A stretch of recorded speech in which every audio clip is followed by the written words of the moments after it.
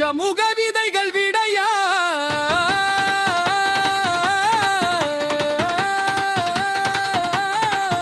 இருள் நடுவே ஒளி போல வந்தார்.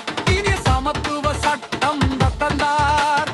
அடிமை மனங்கள் உயர எழாரின் அரசை அமைக்க நினைத்தார். அரசியல் உரிமை, கல்வி உரிமை, அனைவருக்கும் சம வாழ்வு கனவு.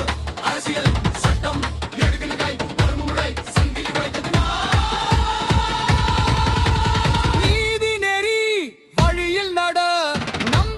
தீபம் மணையாடிட